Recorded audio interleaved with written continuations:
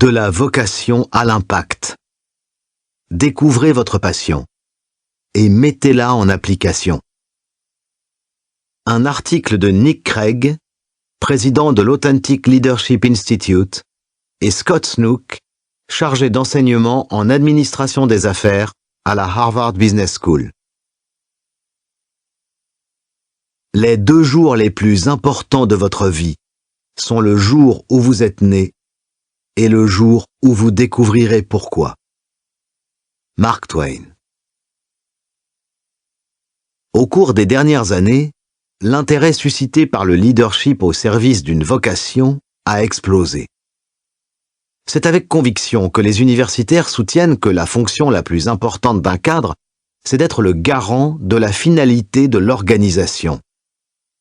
Les experts économiques expliquent que la vocation est un facteur essentiel pour réaliser une performance exceptionnelle, tandis que les psychologues la décrivent comme la voie vers le mieux-être.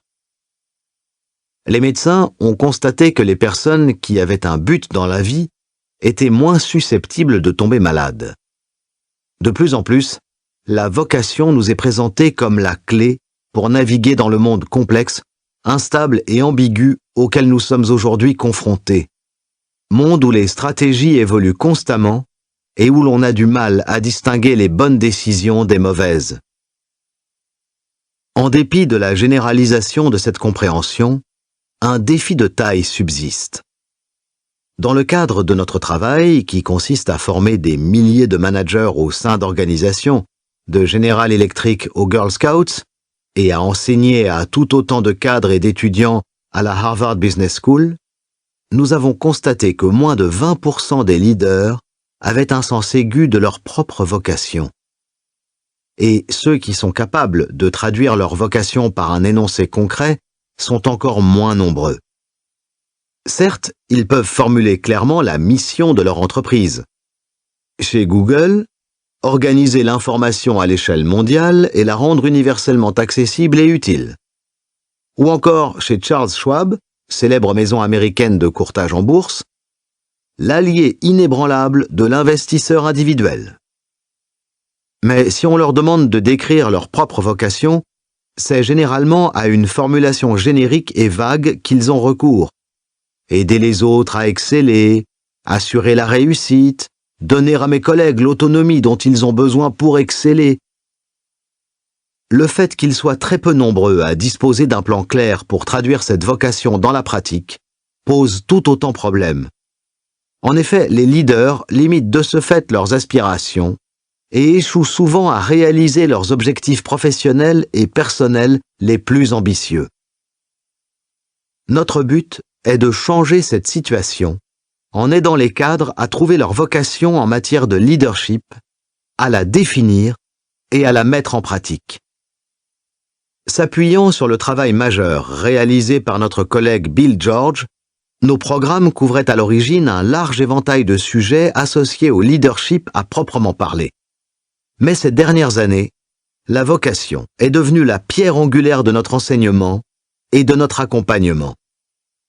Les cadres nous affirment qu'elle est la clé d'un développement accéléré et d'un impact plus profond, dans leur vie professionnelle comme dans leur vie privée.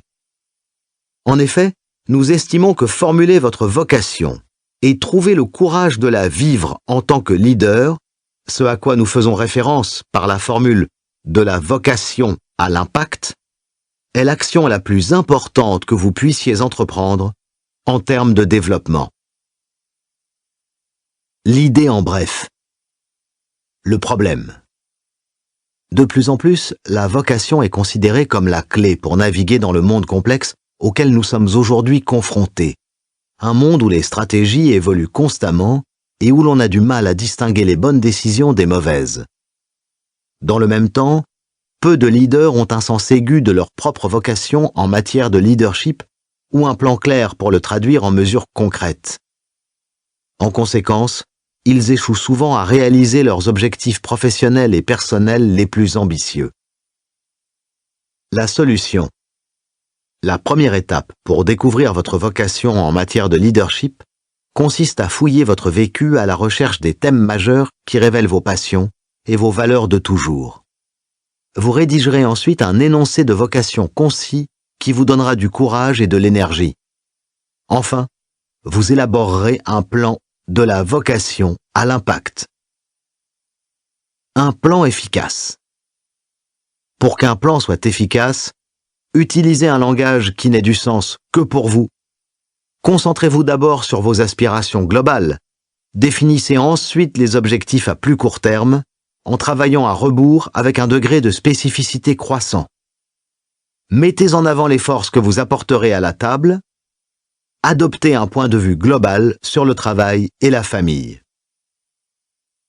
Prenez le cas de Dolf Van den Brink, président et PDG de Heineken États-Unis. En travaillant avec nous, il est parvenu à définir sa vocation de manière résolument unique. Être le maître wuxia, sauveur du royaume. Un énoncé qui reflète sa passion pour les films de kung-fu chinois, l'inspiration qu'il tire des guerriers sages et habiles qu'on y voit, et la force mentale dont il fait preuve dans des situations très risquées qui le poussent à agir. C'est grâce à cette impulsion qu'il a pu élaborer un plan visant à relancer une entreprise traditionnelle en difficulté dans des conditions économiques extrêmement complexes.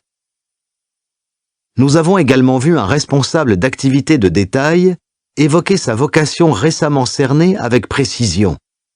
Tenu d'améliorer la situation, avec qui que ce soit, où que ce soit et de quelque façon que ce soit, afin de mettre en œuvre les changements difficiles et perturbants indispensables pour repousser un concurrent mondial. Et nous avons vu un directeur d'usine en Égypte s'appuyer sur sa vocation, créer des familles d'excellence pour convaincre ses employés de respecter le mouvement de protestation de 2012, non pas en rejoignant les manifestations, mais en conservant la loyauté qui les unissait et en assurant le fonctionnement de leur activité commune. Nous avons été témoins de résultats similaires en dehors du monde de l'entreprise. Cathy Snook, colonel de l'armée à la retraite, a éprouvé des difficultés à reprendre le travail après avoir été mère au foyer pendant plusieurs années. Mais après avoir réussi à formuler sa vocation, être la clé de la réussite, avec douceur, discrétion et ardeur, ce qu'elle a fait durant toute sa carrière de militaire, mais également avec ses enfants, elle a décidé de se présenter à l'élection au conseil scolaire pour un siège âprement disputé et a été élue.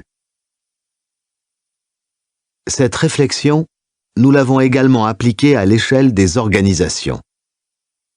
Unilever est une société favorable à ce type de leadership au service d'une vocation, et Jonathan Donner, son directeur mondial de l'apprentissage, a joué un rôle essentiel dans l'affinement de notre approche.